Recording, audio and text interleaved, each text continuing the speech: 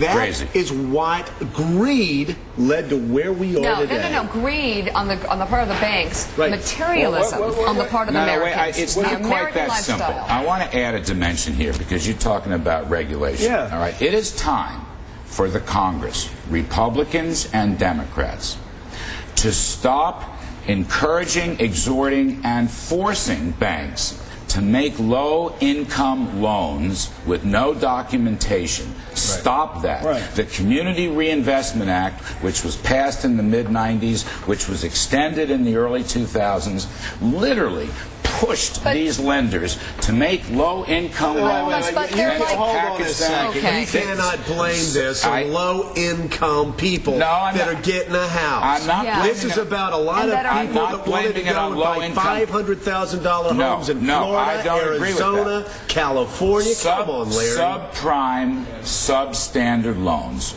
was a creature of the U.S. Congress in the 90s and the 2000s. But that's you're saying poor people have caused this crisis? No, I didn't say, listen to what I'm saying. Not poor people, members of Congress who were rich people.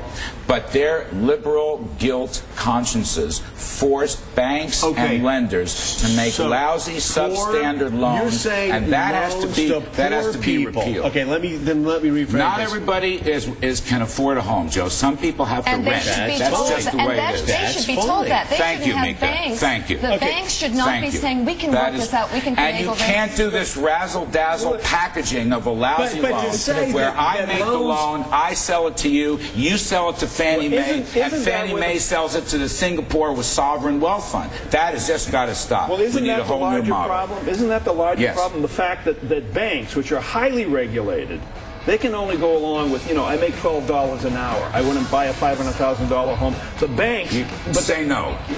But the banks can say no. But they said, well, okay, we'll go along with it because they could sell the mortgage to someone who's not regulated the way they are. No, the Fannie Freddie model is completely broken down. That's going to change. But in Washington, they have to stop what they've been doing. They've been saying to these banks and to Countrywide, Angela Mozilla, if you don't make low-income loans in certain neighborhoods that used to be, quote, red line, we will deny your branches, we will deny your expansive balance sheet. That's got to be completely rolled back. You got to go. But what percentage of our crisis are these low-income loans?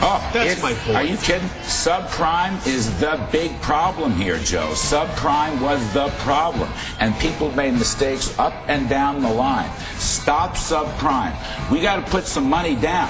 When you buy a house, you put nothing down to buy your home. That's what they were doing. What happened to the days when we had to put a lot of rich people were doing that too. That's right. All of it has to stop. All of it has to stop. And then we can get back to some basic blocking and tackling on home buying. You know the percentage of poor people, no money down for a home?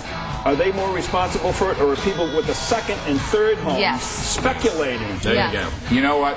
There were speculators, absolutely. But at the end of the day, when you look in the banks, AIG, Merrill Lynch, Bear Stearns, the ones that failed, it was substandard, subprime lending. This is going to look like a James Brown concert soon. Should I escort him off? Oh, yeah, get the cape. I'm sorry. Escort him off. People should not give up hope on America, though, Joe. Let me make that point. I'm told you have to leave, sir. Sir, we have to ask you to leave. We're really sorry, but you're going to have to leave. Mike is giving me the hook. Come on, I'll give you a hug. Forever, my man. Watch your step. While Rome burns. You can catch Larry Kudlow on CNBC's Kudlow and Company at 7 p.m. Eastern Time tonight. We will also learn, of course, on that show that it was the poor people also responsible for the Kennedy assassination. We'll be right back.